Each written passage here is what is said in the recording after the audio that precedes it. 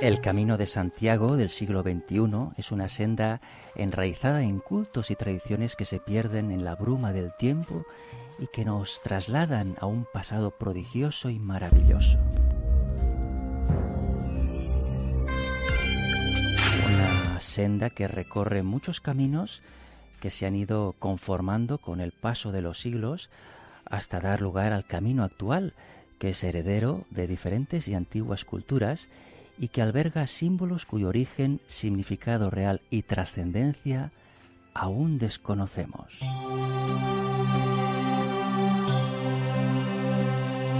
Y es que el Camino de Santiago nos ofrece un legado extraordinario ligado a la historia y a la búsqueda ancestral del ser humano de lo mágico y lo trascendente.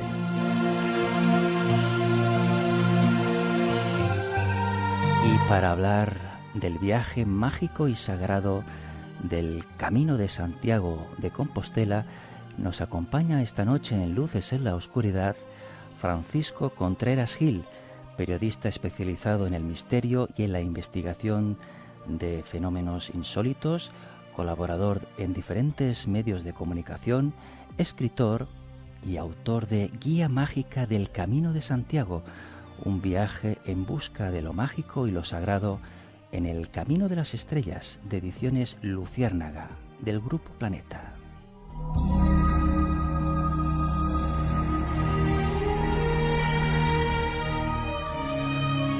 Francisco Contreras Gil, muy buenas noches. Buenas noches, ¿cómo estáis? Gracias por estar con nosotros esta noche en Luces en la Oscuridad, Francisco. Un placer estar contigo, en el equipo con Pedro. Sí. Un abrazo para Pedro y un abrazo para todas las luciérnagas. Me ha dado muchos saludos y un abrazo fuerte, Pedro, de su parte, que hoy no ha podido estar en el programa, Francisco. No pasa nada. Bueno, felicidades por tu trabajo, Francisco. Gracias. Guía Mágica del Camino de Santiago, más de 300 páginas. Vaya trabajo, Francisco. Bueno, 379 páginas, más de 150 lugares y más de 250 fotografías que son el trabajo, el cuaderno de campo, el cuaderno de bitácora de un reportero que lleva 25 años investigando, haciendo periodismo de investigación relacionado con la heterodoxia, con esos otros sucesos que rompen la realidad, la lógica dentro del mundo de los enigmas y misterios, y que hace más de 10 años emprendió su primer camino, un camino radiofónico en el que un reportero buscaba enigmas y misterios, buscaba ovnis, casas encantadas, reliquias, milagros, pero que también buscaba adentrarse en los enigmas de la Edad Media, de la mal llamada época oscura, y que se encontró con todo un mundo por descubrir, ¿no? De simbología, de gremios de constructores, de órdenes caballerescas, y sobre todo se encontró con el inconsciente colectivo de un camino que tiene siglos y siglos de antigüedad, por el que han pasado, que lo han recorrido millones de personas, unos en busca de la fe, otros en busca del milagro, otros en busca del perdón, otros en busca del conocimiento, que te enfrentan a tu lado más interno, ¿no? A la experiencia más iniciática, porque siempre supera todo aquello que vayas o hayas imaginado de lo que depara la aventura, la experiencia, el viaje, y mágica porque cuando llevas más de 20 o 30 días caminando, lo ordinario se convierte en extraordinario. Luego te preguntaré por tu experiencia particular como peregrino, Francisco, pero antes de iniciar este recorrido radiofónico por algunos de los puntos más emblemáticos de esta guía mágica del Camino de Santiago, del que eres autor, ¿cuál es el mito y la tradición que cuenta que en nuestro país se encuentran los restos del apóstol Santiago? Creo que es originaria del siglo IX, ¿no? Concretamente del año 813 después de Cristo, ¿no? Sí, bueno, podría ser como un cuento. Sí. Si quieres, tiene en la guía, la guía la divido en dos partes. Una que es más, bueno, doy 7 claves que a lo largo de los 10 años que llevo investigando sobre el Camino de Santiago y los 6 caminos que he hecho al pie del camino, el Camino de Santiago siempre desde el Camino Aragonés, Jaca, para mí el pagano, el mágico, a diferencia del de San Pío de Port, Roncesvalles, que es el oficial, el dogmático, el de la Iglesia de Roma. Bueno, pues he ido rebuscando y en esa primera parte, rebuscando información, documentos en archivos, en bibliotecas, consultando expertos, y he preparado 7 claves que desmenuzan cuándo, cómo y quién vertebra el Camino de Santiago. Como bien dices, ocurre en el siglo IX. Érase una vez, como si de un cuento se tratase, un día del año 813 después de Cristo, bueno, pues un eremita llamado Pelayo avisa al obispo Teodomiro de Iraflavia, actual padrón, de que sobre el bosque Libredo, lo que hoy es Compostela, Sí. Hay unas extrañas luces en los cielos. Teodomiro se acerca hasta el lugar y por ciencia infusa, porque no sé cómo lo pudo descubrir o qué pruebas encontró para demostrarlo, por ciencia infusa determinó que aquellos eran los restos del apóstol Santiago. Se puso en marcha la cadena de poder piramidal. El obispo avisó a Alfonso II el Casto, el rey monarca heredero de los cristianos visigodos que estaban, bueno, pues apiñados, ¿no?, escondidos en las montañas astures y cántabras, mientras que el resto de España estaba en plena invasión musulmana. Y se produce la primera peregrinación de Alfonso II el Casto, que es lo que hoy llamamos Camino Primitivo, da el sello oficial de que el hallazgo del apóstol es real, y a partir de ahí llega a Roma que pone el primer sello. Todo eso ocurre en un momento en el que yo le pido a los oyentes que hagan un viaje en el tiempo, ¿no? Claro. Todo eso ocurre en una época en la que en la península conviven las 3 culturas. Los musulmanes dominan la península. Córdoba compite en belleza y cultura con Constantinopla, y Córdoba compite con la Meca porque tiene las reliquias del profeta. Es decir, el denominador común musulmán y el protagonismo musulmán en la península es bastante importante, a diferencia del mundo cristiano y de sus reliquias.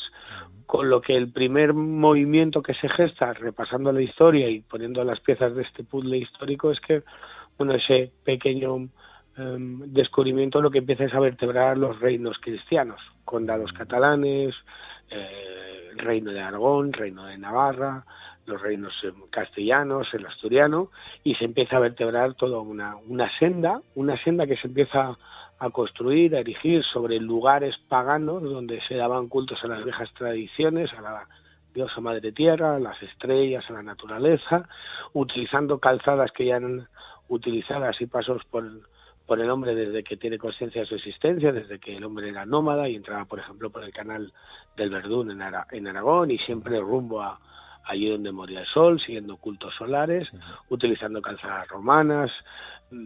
Así se vertebra poco a poco el camino, hasta que en el año 997 Almanzor arrasa Compostela y junto a la pérdida de Jerusalén por parte de la Iglesia, hace que todo el mundo cristiano, todo el orbe cristiano de Europa ponga sus ojos en Compostela y se convierta en uno de los 3 centros del mundo. Estaba Jerusalén, Roma y Compostela. Y luego ya el salto cuantitativo y cualitativo, que es el que todo el mundo conoce y sobre el que todo el mundo tiene la idea tópica y típica del camino religioso de Santiago, que no tiene nada de religioso, a no ser que seas creyente católico apostólico romano. Es el que da el obispo de Gelmirez cuando en el siglo XII, bueno, impulsa la catedral que hoy conocemos. Se lleva a cabo el Pórtico de la Gloria en esa catedral, en Compostela. Se dictamina las mismas categorías a Roma como a Compostela, como ciudad vaticana y ciudad apostólica. Se declara el año jubileo. La orden del Cluny entra desde Roncesvalles dándole la sinergia católica a todo el Camino de Santiago y vertebrando a través de monasterios toda la cultura, el comercio, pues monasterios como Leire, monasterios como San Juan de Ortega, Santo Domingo de la Calzada con sus catedrales, el monasterio de Samos, San Millán de la Cogolla. En todos ellos empieza a vertebrar la cultura, la literatura, una forma de ver y de vivir la vida completamente diferente. Entran los gremios francos, la población, alemanes, nórdicos, borgoñeses, ingleses. Hay un momento en el siglo X que a España se la conoce como Jacosland, por la peregrinación a Santiago, y esa es la imagen que todos tenemos, afortunadamente o desafortunadamente, gracias al Codex Calistinus. Sí, la Iglesia empleó pues el medio mediático que eran los textos, esa primera guía donde se dictaminaba cuáles eran los hitos del camino, que supuestamente hace Aymeric Pecot y cabala el Papa Calixto. Me gustaría apuntar, y tal y como podemos leer en tu magnífica obra, Francisco, que la veracidad histórica del hallazgo en los restos del apóstol Santiago, así como su paso por España, bueno, sigue estando en duda hoy en día, dado la falta de pruebas documentales y arqueológicas, ¿no? Lo único cierto es que solo existe la tradición, la leyenda y la convicción sobre la presencia del apóstol en España, Hispania, en esa época, ¿no? Y desaparece por dos. Aparece milagrosamente, desaparece y vuelve a aparecer milagrosamente, que es lo que mucha gente no sabe. En el siglo XVI, con los ataques del corsario Fran Drake a las costas gallegas, en plena contienda de los protestantes, el obispo de Compostela decide esconder los restos del apóstol Santiago porque teme que pase que ocurra lo mismo que Fran Drake el pirata hizo con los de San Canterbury, que los destruyó y los esconde. Y no es hasta 1888 cuando, gracias al arzobispo Payá, en la catedral, buscándolos obsesionadamente, se encuentra unos supuestos restos y aparecen otra vez. Y de nuevo se anuncia al mundo que son los restos del apóstol Santiago. Es decir, no solamente aparecen sin haber prueba alguna, sino que desaparecen y vuelven a desaparecer. Bueno, la verdad es que el apóstol empieza a ser un auténtico misterio. Lo que sí que te puedo decir es que nunca se encontrará. Yo lo siento por aquellos que tengan fe. No es malo tener fe. Yo no soy católico, sí seguidor de Jesús de Nazaret, pero no católico ni cristiano, soy pagano, y lo que no se va a encontrar nunca es una prueba arqueológica ni histórica, básicamente porque los restos, ni siquiera por ADN, ahora que está tan de moda la historia a través de la genética, porque los restos de su hermano San Andrés desaparecieron, y porque no ha habido ninguna cata arqueológica que demuestre que ahí hubo más. Es más, en el libro, en esa primera parte, Jordi, te cuento lo que yo llamo Operación Jacobea. Sí. Y bueno, al margen de que podamos estar de acuerdo de que en vez de Santiago pudiera ser uno de los grandes herejes que hubo en la península en aquel tiempo, como fue Prisciliano, de vida y biografía similar a la de Santiago, que peregrinó por los mismos lugares que por donde hoy peregrinamos los peregrinos del siglo XXI, los buscadores, los curiosos, los viajeros.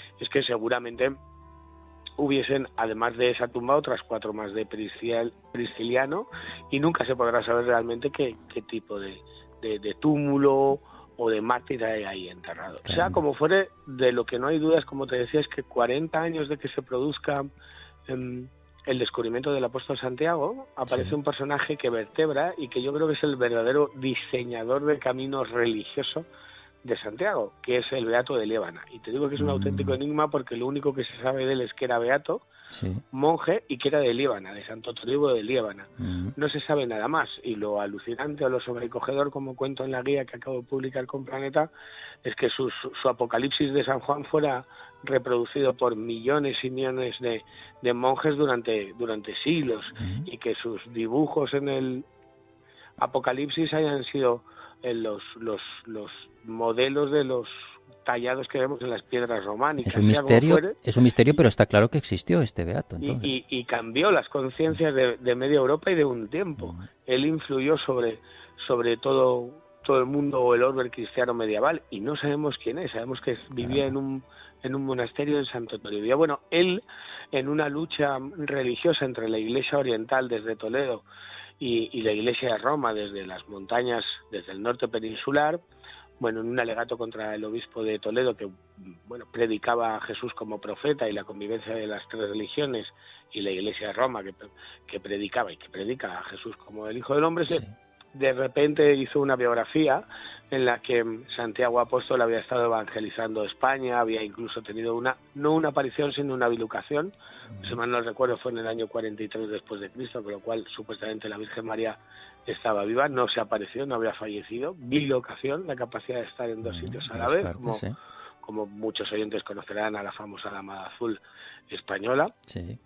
Y ahí se queda ese texto, que es al que se acogen Teodomiro II y Alfonso II el Casto para avalar que Santiago estaba ahí enterrado, ¿no? Que peregrinó evangelizó España, no tuvo suerte, volvió a Jerusalén, allí fue capturado, apresado, condenado, martirizado, sus restos milagrosamente volvieron. Hay diferentes puntos o lugares, aunque se establece Ira Flavia, Padrón y Musía como los lugares donde pudo, según la leyenda, dejar la barca los restos del apóstol, y así comenzó a vertebrarse toda una operación jacobea que culminó con ese Codex Calistinus que impulsó a la popularidad a la peregrinación. Claro. Bueno, como bien decías, el camino contribuyó a la creación de muchos pueblos que nacieron gracias a él y para él, ¿no? Trazando el perfil urbano todos, de acuerdo con la ruta, ¿no? Todos los del camino nacieron por el camino. Claro, a partir de los siglos XI y XII, las peregrinaciones a Compostela, Finisterre, Muxia y Padrón se convirtieron en el vértice del mundo medieval en toda Europa. Del mundo, y se convierten en la gran autovía y la vía comercial.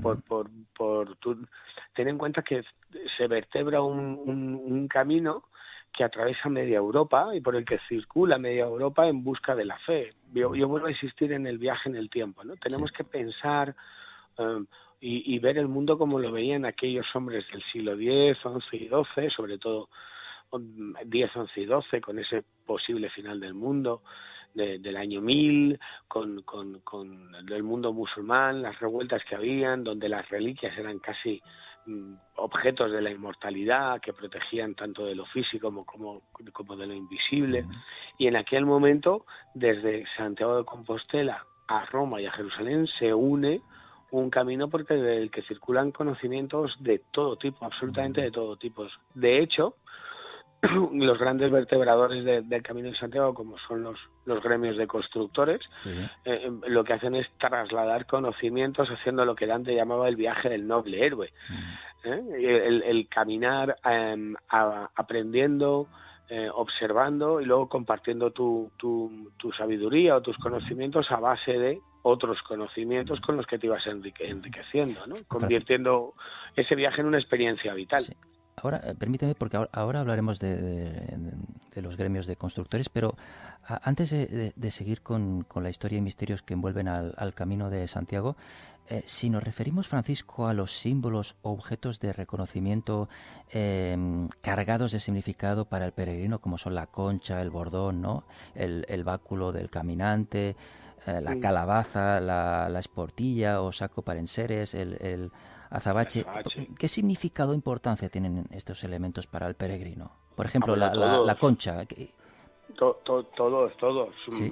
En la guía mágica del Camino de Santiago, lo que hago es mostrar pequeñas pinceladas del mundo de la simbología. Y te puedo asegurar que soy un mero aprendiz. 10 años son muy pocos. 10 años era el tiempo que se tomaba un aprendiz dentro de los gremios de constructores para empezar a ser maestro y tener que pasar muchas pruebas. El mundo de la simbología es un mundo fascinante, emocionante y sobrecogedor que todavía sigue vivo. Por eso es fascinante, porque el mensaje que dejaron aquellos hombres que no sabían ni leer ni escribir, que tallaban la roca golpe a golpe, han dejado un mensaje que todavía hoy nos sobrecoge. Y la concha, por ejemplo, la concha es el emblema, ¿no?, por excelencia de la peregrinación. Sería uno de los grandes emblemas y serían los grandes símbolos de reconocimiento ocultos. Las últimas veces que he hecho el camino, y es un apartado que he puesto en el libro por eso, casi toda la gente con la que iba peregrinando había olvidado, o parece que se ha olvidado, el sentido de los objetos que tenemos en nuestro vestuario para caminar. Ahora ya no se llevan bastones, se llevan sticks de alta montaña, pero todos deberían de saber, o por lo menos cuando haces una aventura de este tipo, estar informado de que tu moderno stick, antes bordón era el palo, el báculo que llamaban los maestros constructores para elegir los templos por los que se peregrina, tanto dentro del estilo gótico como dentro del estilo románico. ¿Y la concha concretamente, Francisco, qué simbolizaría? El culto a lo femenino, Ajá. porque absolutamente todo y además lo tenemos en cultos como el romano Venus. El Camino de Santiago se vertebra y acaba en las tierras gallegas, y todos los finales del Camino de Santiago, San Andrés de Teixido, Musia, Finisterre, Padrón, están marcados por los ritos a la fertilidad. Todas las piedras santas que hay ahí eran antiguos objetos, masas pétreas que eran parte de los rituales de paso, en los que las corrientes tanto celtas como luego propias paganas autóctonas de las tierras gallegas acudían allí en busca de un culto a la diosa madre, porque la diosa madre era la diosa que imperaba antes de la aparición, por ejemplo, de don Santiago Apóstol, como hijo del trueno. Ellas eran las que daban la vida, y todos los templos que hay a lo largo de toda Galicia, y ya no Galicia, sino el resto del norte peninsular, muchos de ellos bajo advocaciones como Virgen de las Nieves, quizás el más conocido en tierras gallegas, no dejan de ser lugares cristianizados donde se daba culto a la diosa madre, a la cueva, a la montaña, a las estrellas y a la luna. La concha, como símbolo de las costas gallegas, era un reflejo, era un objeto de reconocimiento para iniciados, para aquellos que hacían el camino de una forma heterodoxa, no siguiendo las normas de la Iglesia, y sí buscando esos conocimientos prohibidos, herejes, que les hacían desarrollar su interior, su intelectualidad, su emoción. Podríamos decir que es el equivalente a la palma para Jerusalén y Roma, ¿no? La concha. Sí, pero a diferencia de los restos, a diferencia del resto, el de Santiago tiene un origen pagano. Claro. Otro de los elementos simbólicos es la calabaza, en la que se guardaban las reservas de agua o de vino, ambos signos de los principios vitales y señal de fecundidad y fertilidad, ¿no? Su simbología abarca el recuerdo de cultos al agua, a la naturaleza, a la madre tierra y a lo femenino. Nuevamente cultos a lo femenino. Si te das cuenta, muchos de los templos, o los grandes templos como la Catedral de Burgos, la Catedral de León, Santa María de Unate en Navarra, Jaca y tantos otros, están erigidos sobre antiguos lugares de culto. En unos casos eran antiguos ninfeos romanos, donde se daba culto al agua, de nuevo la madre naturaleza, y en otros eran cultos a corrientes subterráneas acuíferas que provocaban en esos lugares diferentes estados alterados de conciencia, sobre los que erigían esos templos, buscando un contacto con lo sensorial, y así te lo digo con los gremios de constructores. Tendrían relación con los lugares de poder, ¿no?, que hablas en el libro. Exacto, lugares de poder, que eran los lugares marcados por esos antiguos cultos, siempre relacionados con los femeninos, con un denominador común. En ellos ocurrían determinadas particularidades, o eran lugares donde se producían fenómenos atmosféricos o astronómicos que aquel hombre antiguo relacionaba con el contacto directo con lo trascendente, con lo invisible, con el más allá. O sea que los lugares de poder y los templos sagrados que cuentas en tu libro tendrían en común que se encuentran ubicados y unidos por corrientes energéticas subterráneas, ¿no? Sí, todos ellos. Cualquier oyente que quiera hacer el Camino de Santiago o que lea la guía descubrirá que todos los templos, ya sean románicos o góticos, no tienen que vertebran todo el Camino de Santiago, no tienen nada que ver con las modernas iglesias.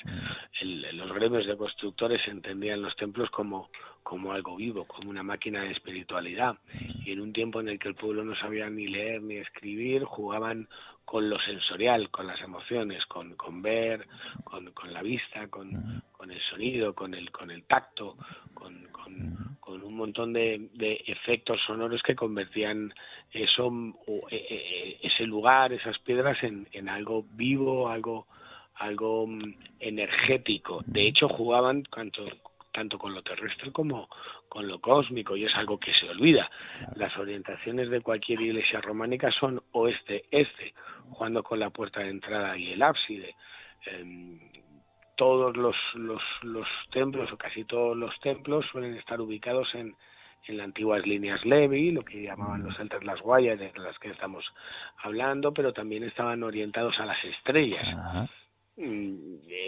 Con ello lo que buscaban era un equilibrio para buscar un viaje que iba más allá de los sentidos y de las emociones. De hecho, yo le preguntaría a todos los oyentes y es algo muy habitual que estoy haciendo y que hago casi siempre con las personas que lo desconocen, es Sí. qué es lo que haces normalmente cuando entras en una catedral.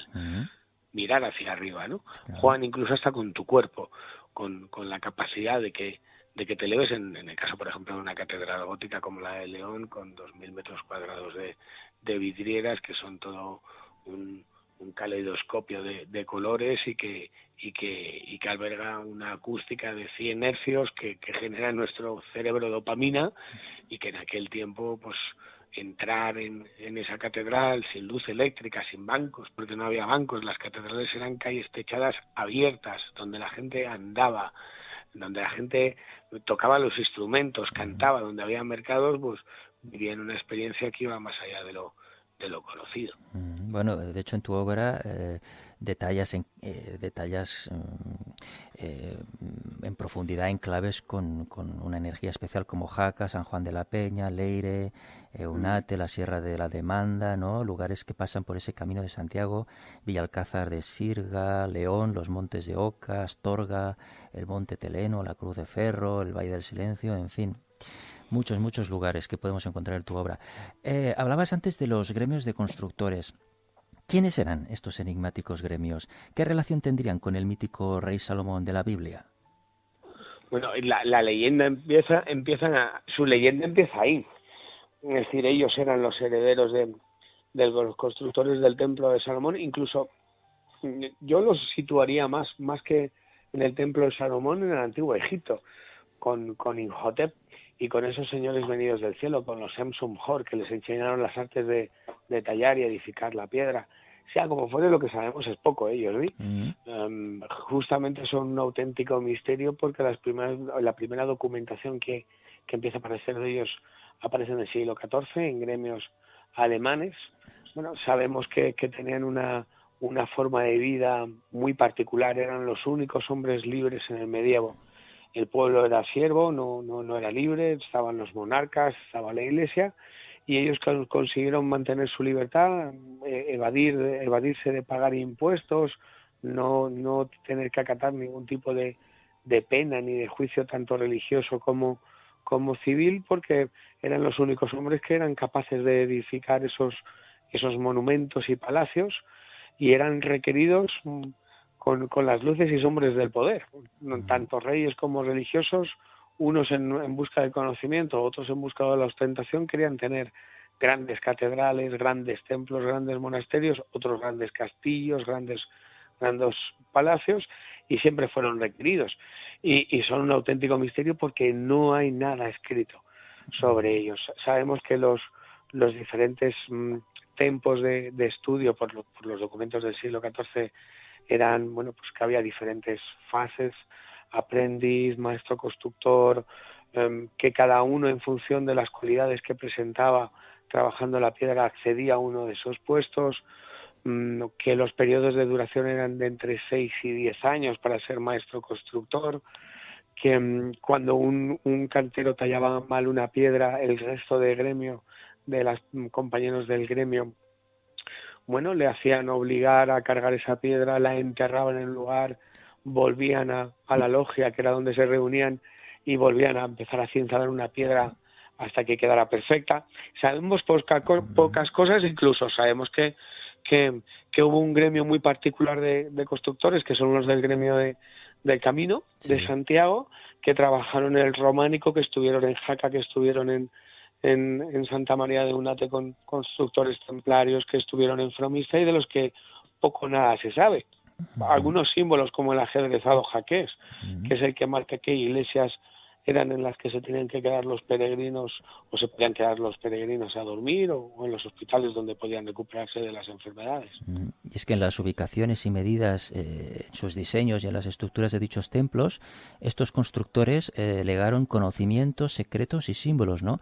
Estaban de alguna manera elaborados bajo la visión cósmica del hombre y eran portadores de un mensaje atemporal, ¿no? Estos templos era tan importante la parte terrenal como la cósmica, es decir, que su ubicación, como decías antes, respecto a las estrellas, ¿no? Eran como reflejo del cosmos. Todos ellos estaban orientados a los puntos cardinales, ¿no? Y a las constelaciones, y además están relacionados con los 4 elementos. Reflejan el pensamiento de aquel entonces, de alguna manera, ¿no? Era lo que te comentaba antes. Y respecto a la simbología, eso es y ahí nos metemos en un mundo aparte. Muchos oyentes descubrirán lo que son las marcas de cantero.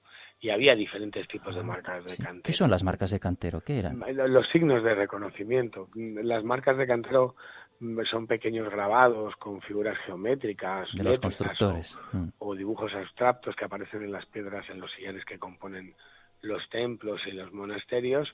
En unos casos servían para certificar que determinado gremio había hecho un número de piedras y así cobrar el trabajo realizado. En otros casos, cuando esas marcas de cantero eran más profundas, con unos relieves más suaves y con unos toques particulares, conformando diferentes símbolos que se van repitiendo a lo largo del camino, como la pata de oca, lo que indicaban eran o daban informaciones, hacían de balizas para señalar a ojos de iniciados aquellos lugares donde se realizaban rituales que estaban al margen de la iglesia de Roma. Habría un detalle muy curioso. Algunos de esas marcas de cantero podrían ser seguramente las firmas de los gremios de constructores. Los maestros de constructores se vanagloriaban de permanecer en el anonimato. Fíjate, el maestro constructor de la Catedral de Burgos o de León tenía como norma que nunca saliera su nombre porque eran todos considerados iguales. Y nunca sabremos quién ha sido. Sabremos el gremio que ha trabajado, pero no quién diseñó y quién elaboró esas vidrieras de León o los símbolos judíos de los constructores judíos que encontramos en la Catedral de Burgos, en la Estrella de David, en su puerta principal. Y si hablamos de los caballeros templarios, Francisco, ¿qué relación tenían dichos caballeros con el Camino de Santiago? ¿Qué secretos vinculados a esta orden de los pobres caballeros de Cristo, que es así como se llamaban, podemos encontrar en el camino?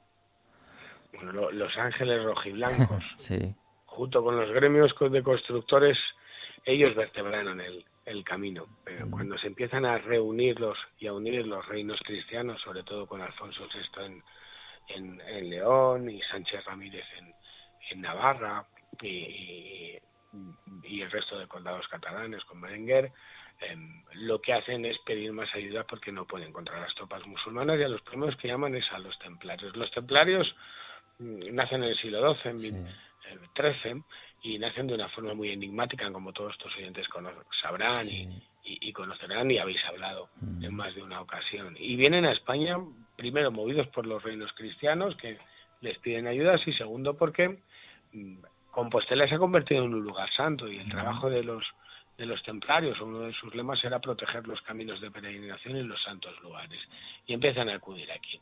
El año 1131. Ayudar en la Reconquista, en lo que se llama la Cruzada Ibero-Solar, entre comillas, ayudaron, y a cambio de esa ayuda, de esa batalla, lo que consiguieron es lugares que tenían una importancia logística administrativa muy importante, y por otro lado, lugares que escogían o que buscaban marcados por cultos a antiguas tradiciones, a la gran religión, de nuevo a la diosa madre, al sol, a la luna, a las montañas, a las estrellas, y ellos fueron erigiendo, ya no solamente, pues se convirtieron en la primera gran multinacional europea, idearon un nuevo sistema económico con pagarés y trajeron desde Oriente los modernos sistemas de regadío, que hoy creemos modernos, ya los trajeron ellos desde Oriente, pero además empezaron a camuflar cultos paganos traídos de Egipto, de Israel y desde otras partes del mundo,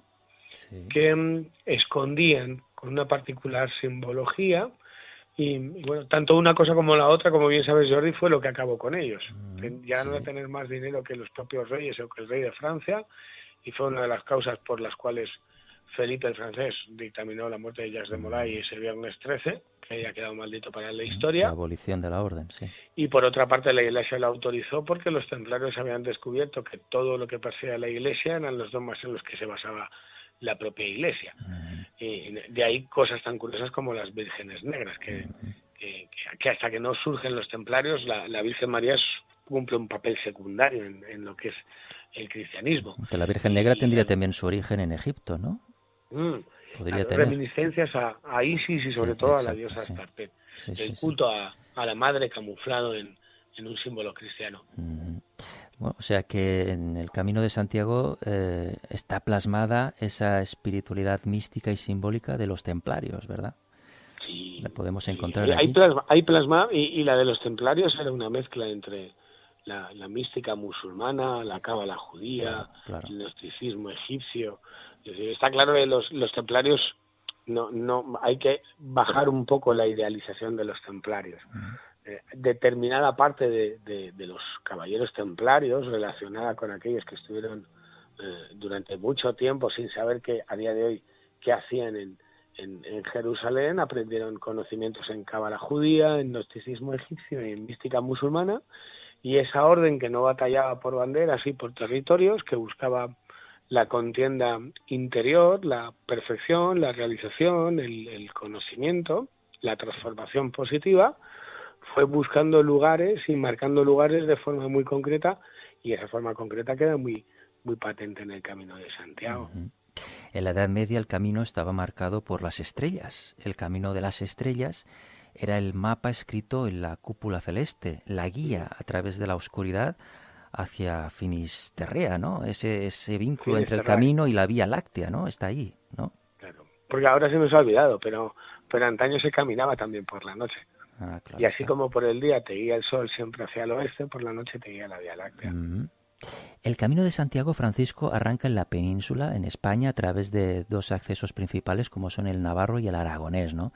Pero ¿qué vínculo existe entre el mítico Santo Grial y el tramo aragonés del camino? No, en la guía yo creo que como final queda bien que lo presentemos así. Sí. Yo propongo un camino distinto. Hay muchos caminos y el camino está vertebrado por muchos caminos conformados a lo largo de la historia. Caminamos por caminos íberos, celtas, romanos, musulmanes, caminamos por caminos incluso modernos que se han vertebrado con nuevas tradiciones y por nuevos lugares mágicos. Mira, tienes el moderno paso de la Font de Lumbier, era el antiguo túnel que unía el tren de Irat y Logroño, si mal no recuerdo, y ahora es un paso por el que andas o caminas casi 1,5 kilómetros a oscuras, y es un nuevo lugar mágico. Se ha ido conformando por muchos caminos a lo largo del tiempo, y yo propongo un camino, el que para mí, después de revisar la historia y mostrar las 7 claves de las que hemos hablado, pues de simbología, del misterio de los gremios de constructores, de los caballeros templarios, del origen del Camino de Santiago y de sus luces y sus sombras.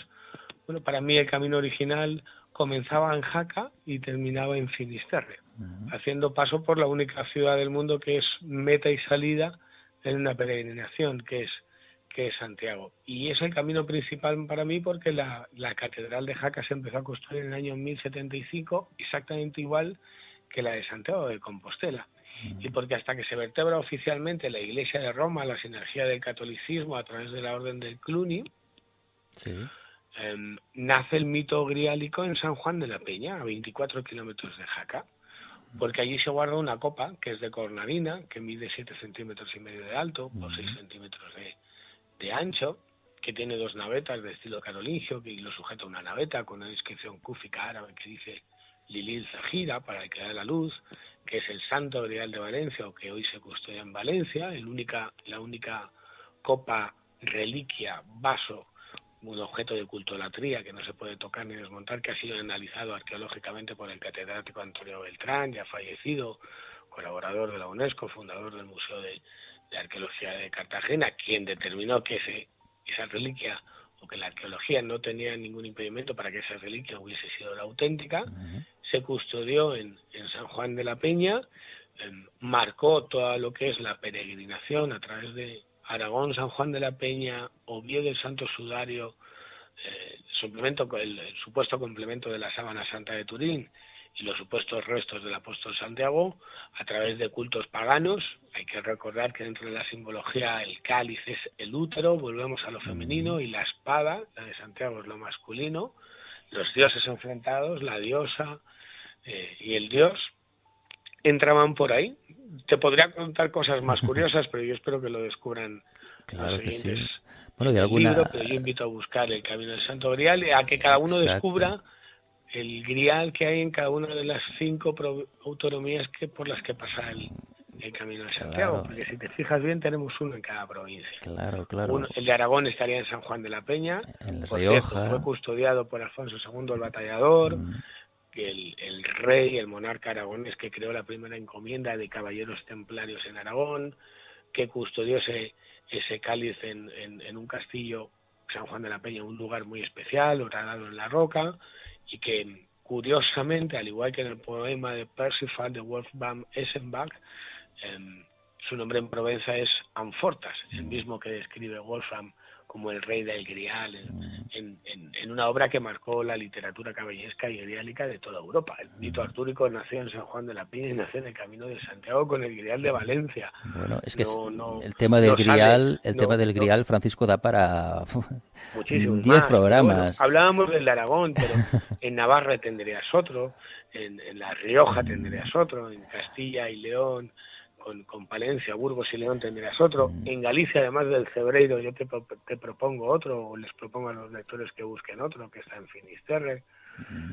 De alguna manera... En la guía propongo que la gente que quiera una experiencia diferente, cargando su mochila y recorriendo 20 o 25 o 15 o 10 kilómetros al día, o sin mochila, que se enfrenten a la aventura, que ya de por sí es un reto, que descubran su particular santo grial, que se convierten en Indiana Jones y que vayan en busca de signos y símbolos que aunque parecen hoy perdidos y olvidados, siguen vivos. Bueno, está claro que a partir de ahora los peregrinos tienen que ir de la mano con tu guía, Francisco, y más los que, como yo, aún no hemos hecho el camino y nos morimos de ganas. O sea que hay que buscar tiempo, yo te animo a que sí, claro, 900 kilómetros casi de camino, eso no se hace ni en un día ni en dos, necesitas mucho tiempo. Bueno, de todas maneras, y para finalizar con el Santo Grial, de alguna manera podemos decir que en el camino cada peregrino encontramos a nuestro propio Santo Grial, ¿no? Que podríamos dedicar tiempo, horas en hablar del significado del Santo Grial de diferentes puntos de vista, pero cada uno podemos encontrar ese propio Santo Grial en el camino, ¿no? Francisco, para finalizar, tú has podido... Que no tiene por qué ser un objeto tampoco, Jordi, no tiene por qué ser una reliquia, claro. Puede ser un atardecer, puede ser un anochecer, puede ser una búsqueda, ¿no? Una búsqueda. Sol, la búsqueda. Puede ser un abrazo, Santo Grial. La pregunta es qué es. Sí, te perdemos, Francisco. Lo siento. No. Digo que ahí está, el Santo Grial que cada uno podemos encontrar en el camino. Tú has podido realizar en más de una ocasión, como decimos, el camino en busca de sus enigmas y misterios, ¿no? Que ha dado fruto a este magnífico libro que nos vienes a presentar esta noche. Pero para terminar, Francisco, ¿en qué sentido el camino se muestra como un maestro para el peregrino? ¿Cuál es tu opinión al respecto? A mí, lo cuento en el libro, a mí se me mostró como un maestro. Yo en estos 10 años en el camino y fuera del camino, porque uno descubre que Compostela, los que llegan a Compostela o Finisterre no es el final, es el principio. Y a mí el camino se me mostró como un maestro que me enseñó a reparar en cosas que no reparaba, a ser más consciente de cosas de las que no era consciente, a tomarme la vida como un viaje. Y los que hemos viajado sabemos muy bien, y tú que has viajado y los oyentes que hayan viajado saben muy bien que cuando uno viaja se vuelve más humano, más solidario, más tolerante, más empático, más receptivo, más positivo. De alguna forma te cimbrea la conciencia, ¿no? Te la expande positivamente. Es una experiencia iniciática, Francisco, una experiencia totalmente iniciática. No lo sé si es iniciática, desde luego sí es una experiencia que no se puede... Mira, caminar 25 kilómetros al día, Jordi, con una mochila en ristre, y más si tienes tendinitis o ampollas, bajo un sol abrasador o un viento infernal o una lluvia poderosa o con buen tiempo, da igual, es una experiencia que te imprime una lección que solamente se puede experimentar, que es muy difícil de contar, que es muy difícil de transmitir. Son jornadas en las que tú te pones un objetivo, en las que luchas contra diferentes elementos, pueden ser dolores físicos, como un pensamiento que te aparece obsesivamente y que te está martilleando la cabeza durante 2 horas, donde todo se vive de una forma más intensamente porque eres más consciente de lo que estás haciendo. Yo siempre digo que yo en el camino me siento más libre que en mi vida real. No sé si será algún tipo de formación, pero sí que es verdad que en el camino cambian los códigos de conducta, de comportamiento, se cambia absolutamente todo y acaba cambiando tu percepción o tu forma de ver y de vivir la vida siempre de una forma más positiva, más saludable, más enriquecedora, por lo menos en mi caso. Bueno, en tu obra, Francisco, apuntas que en el Camino de Santiago reencontramos la esencia de la búsqueda milenaria, esa parte humana, mágica y espiritual que el hombre parece haber desterrado, ¿no? Sí, porque mira, cuando llegan hay 2 revoluciones muy interesantes. Y una es la neolítica, donde de repente aprendemos a hacer absolutamente de todo, no sé muy bien por qué todavía, si por ciencia infusa o por práctica. Ya sabes que en el mundo de los misterios de enigmas hay muchas teorías, algunas bastante heterodoxas. Yo creo que ese salto de conciencia está todavía por explicar. Y luego hay otra que es bastante peligrosa a mi modo de ver, que es el de la revolución industrial, en la que aparece algo que se llama sistema, que empieza a instruir cómo se tiene que vivir y cómo se debe de vivir, y destierra todo lo que sea espiritualidad, emociones, sensibilidad, para convertirte en algo que no sientes, solo piensa y actúa y tiene que ser productivo. En el camino todo eso desaparece, todo se convierte en más fácil, todo es más fácil. Y yo llegaba a la teoría, entre otras serie de cosas, de que cuando tú vas al camino, o por qué el camino, la pregunta sería por qué el camino engancha tanto y por qué todo el mundo queda como tocado por el camino. Porque en el camino hacemos algo que no hacemos en nuestra vida real. Aquí estamos viviendo como no queremos vivir, lo que no somos, y siendo como no somos.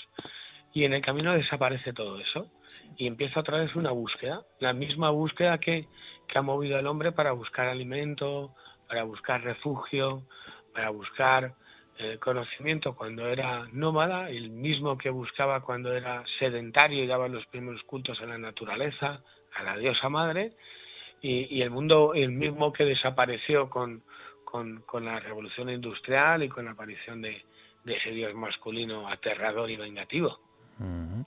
En la obra de nuestro invitado, Guía Mágica del Camino de Santiago, nos propone en sus más de 300 páginas, 380 páginas, un camino diferente, y es que en sus páginas no solamente se recoge la información básica para emprender la aventura y redescubrir el pasado, sino también las claves y lugares para completar una experiencia humana y espiritual única, transformadora, como decíamos ahora, y mágica, ¿no? Un viaje por el Camino de Santiago en busca de huellas y claves de lo mágico y lo sagrado, y de los enigmas y misterios del camino de las estrellas, ¿no? Para que todos seamos un poco también Indiana Jones en la búsqueda de nuestro grial, de nuestra parte, de nuestra búsqueda interior, de nuestra espiritualidad, ¿no? Y con tu guía, pues tenemos allí la ayuda perfecta, Francisco.